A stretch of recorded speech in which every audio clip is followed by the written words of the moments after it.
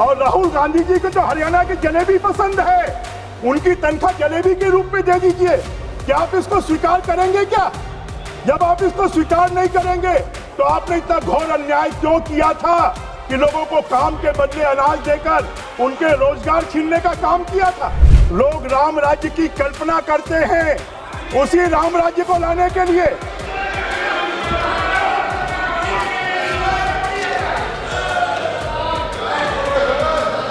गांधी जी का नाम लिया है, उनको ब्रांड के रूप में उपयोग किया है। अगर गांधी जी के सपनों को साकार करने का काम कोई कर रहा है तो ये नरेंद्र मोदी जी की सरकार कर रही है। इसके लिए मैं बधाई देना चाहता हूँ। मनरेगा को खाली कांग्रेस ने अपने जेब भरने का साधन बना लिया था और पूरे सनातन की भावना, पूरे हिंदुत्व की भावना कि जी राम जी का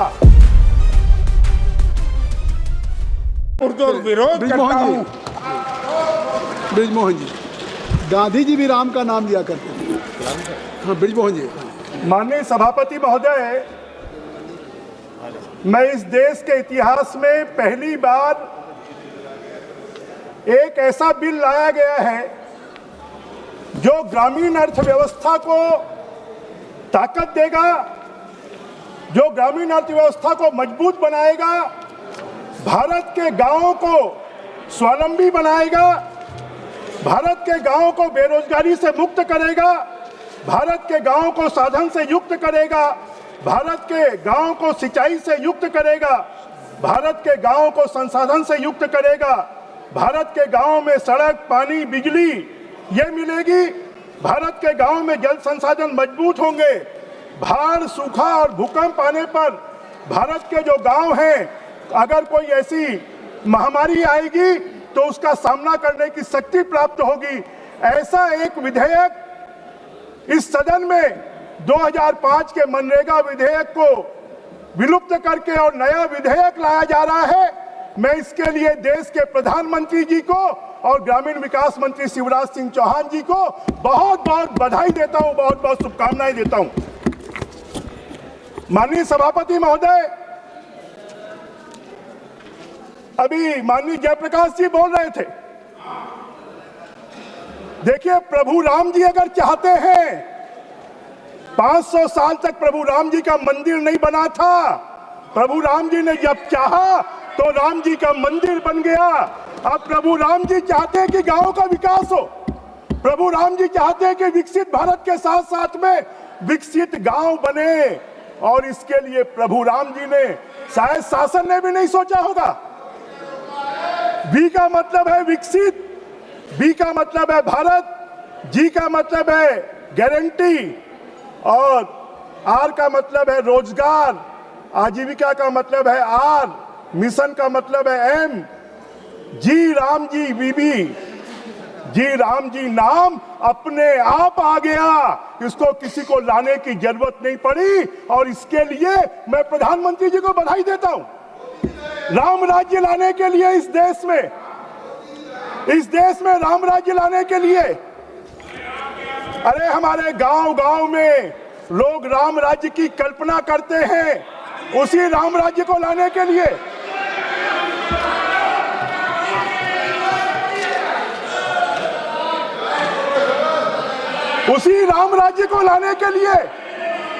और यह विधेयक लाया गया गांधी जी के सपनों को पूरा करने के लिए।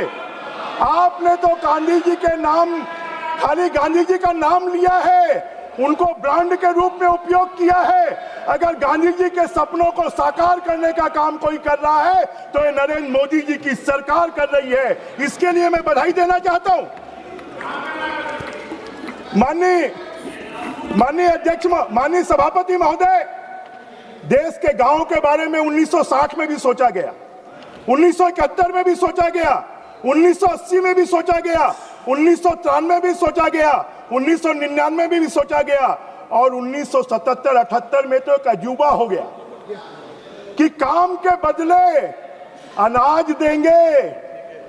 इस देश के प्रमुख अर्थशास्त्री अमर्त्य सेन ने कहा था कि गांव के लोगों को दवाई खरीदनी होगी तो कहां से खरीदेंगे। सभापति जी, मैं आपके माध्यम से आग्रह करना चाहता हूं। एक second, My request to the members of the House is that we will extend the time until 10 p.m. if everybody agrees. Please carry on. माननीय सभापति महोदय, मैं आपके माध्यम से जानकारी देना चाहता हूं। 1977-78 में इन्होंने एक बड़ा काम किया जिसको पूरे देश के लोगों ने आलोचना की कि काम के बदले अनाज देंगे। अमर्त्य सेन जो इस देश के बड़े अर्थशास्त्री हैं, उन्होंने कहा कि गांव के लोग दवाई के बदले क्या अनाज देंगे, उनको दवाइयां मिलेंगी, इलाज करवा पाएंगे। देश के आयोग ने कहा कि आप 1 रुपए के अनाज के पीछे 3 रुपए आप खर्चा कर रहे हैं, 2 रुपए उसके ट्रांसपोर्टेशन में खर्चा हो रहा है। इतनी अनीति करने वाले लोगों के साथ में अन्याय करने वाले लोग आज यहां पर खड़े होकर बात कर रहे हैं।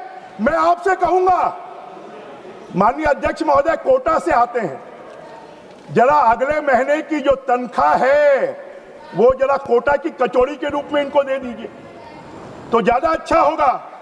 और राहुल गांधी जी को तो हरियाणा की जलेबी पसंद है, उनकी तनख्वाह जलेबी के रूप में दे दीजिए। क्या आप इसको स्वीकार करेंगे क्या? जब आप इसको स्वीकार नहीं करेंगे तो आपने इतना घोर अन्याय क्यों किया था कि लोगों को काम के बदले अनाज देकर उनके रोजगार छीनने का काम किया था? उनके साथ में उनकी अर्थव्यवस्था को आपने ठप कर दिया था।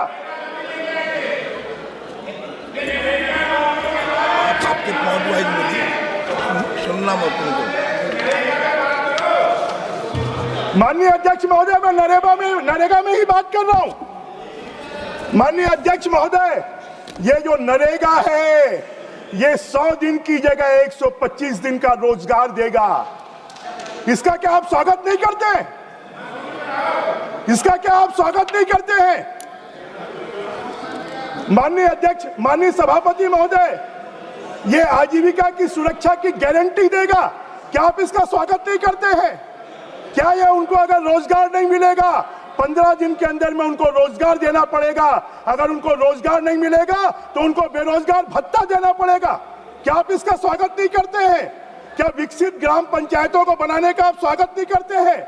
माननीय सभापति महोदय, डिजिटल तकनीकी के माध्यम से शासन की जवाबदेही तय होगी। क्या आप इसका स्वागत नहीं करते हैं?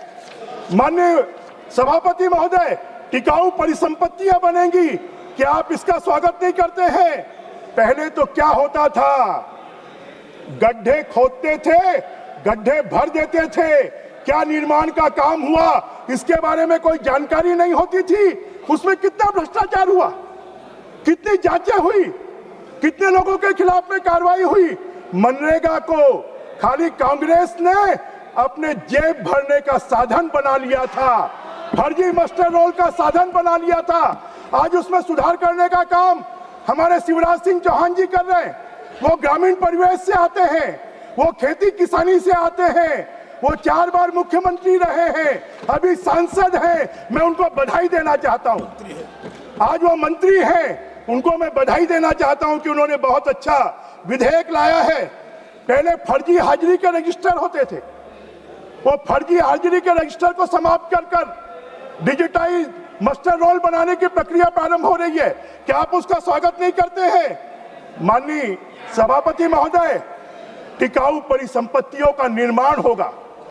क्या आप इसका स्वागत नहीं करते हैं? माननीय अध्यक्ष महोदय, माननीय सभापति महोदय, यही मोदी जी की सरकार है जिसने राज्यों की सहायता को 42% से बढ़ाकर 42% किया। क्या आप उसका स्वागत नहीं करते हैं? यही मोदी जी की सरकार है जिसने ग्रामीण परिवेश को मजबूत करने के लिए प्रधानमंत्री आवास दिए। यही मोदी जी की सरकार है जिसने सौर सुजला के माध्यम से ग्रामीण क्षेत्रों में गैस के कनेक्शन दिए।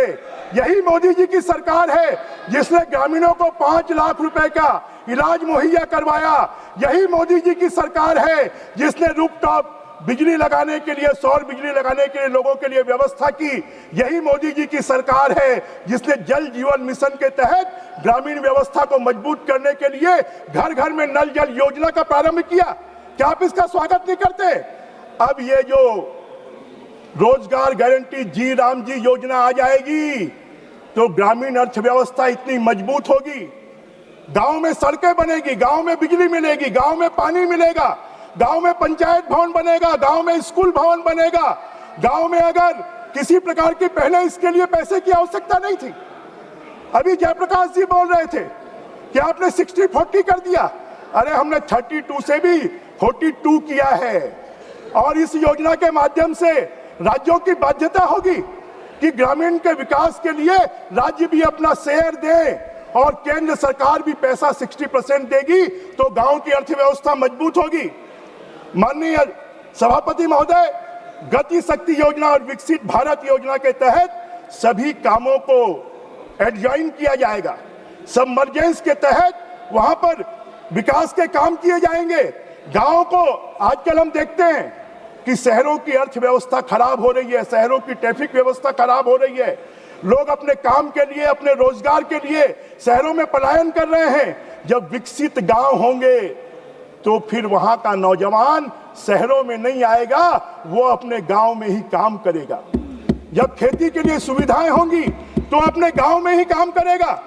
माननीय सभापति महोदय, ये आर्थिक बदलाव होगा जब गांव में, अभी केंद्र सरकार ने तय किया है, कांग्रेस के जमाने में रोजगार गारंटी योजना के लिए 30,000 करोड़ से 40,000 करोड़ मिलते थे। अभी मोदी जी की सरकार आने के बाद 60,000 करोड़ से लेकर 90,000 करोड़ तक मिल रहे हैं। अब आने वाले समय में 1.5 लाख करोड़ रुपए ग्रामीण अर्थव्यवस्था में खर्च होंगे। 1.5 लाख करोड़ रुपए। इन 1.5 लाख करोड़ रुपए के माध्यम से गांव का विकास होगा। माननीय सभापति महोदय, सबसे बड़ा काम, आपने कभी इसकी चिंता नहीं की। भारत के खाद्यान्न उत्पादन को बढ़ाने के लिए हमारे किसान परेशान होते थे कि खेती के समय पर उनको मजदूर नहीं मिलते थे। अब यह कर दिया कि राज्य सरकार 60 दिनों का समय खेती के लिए तय कर सकती है और उन खेती के दिनों में ये रोजगार गारंटी के काम नहीं खोले जाएंगे, खेती के लिए मजदूर मिलेंगे, हमारे खेती को प्रोत्साहन मिलेगा। इससे बड़ा क्या आप इसका स्वागत नहीं करते हैं? कितना बड़ा निर्णय हमारे ग्रामीण विकास मंत्री जी ने लिया है। माननीय अध्यक्ष महोदय, मैं आपके माध्यम से हमारे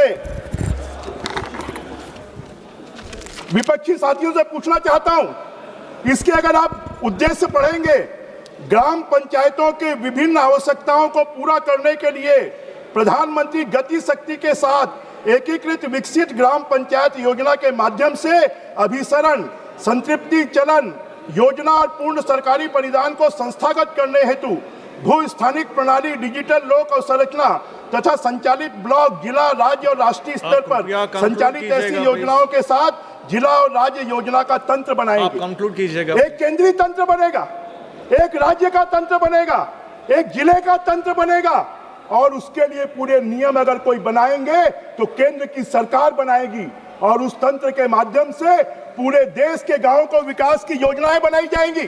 धन्यवाद जी। धन्यवाद। माननीय सभापति जी, बस 3-4 मिनट लूंगा आपका। धन्यवाद जी। मैं पहला वक्ता हूं तो कृपया मुझे समय देंगे तो अच्छा होगा। नहीं, आप समय। माननीय सभापति महोदय, नहर, बाढ़, विपतन जलमार्ग, चेक बांध, मोहरबंद तथा भूमिगत बांध का निर्माण, तालाब, टैंक, रिसन, पुनर्भरण, गड्ढे, पुनर्गरण, साफ्ट, अंतर सबसेक्शन, कुएं, सहबद्ध जल संचयन संरचना का निर्माण, पुनरुद्धार, खुले कुएं द्वारा सिंचाई, सूक्ष्म सिंचाई, जलमार्ग तथा क्षेत्रीय जल वितरण प्रणाली, सामुदायिक। धन्यवाद मानवर। माननीय सभापति महोदय, मुझे विकसित भारत गारंटी और रोजगार। एक सेकेंड मैं समापन आप कंक्लूड कीजिए। आप कंक्लूड कीजिए।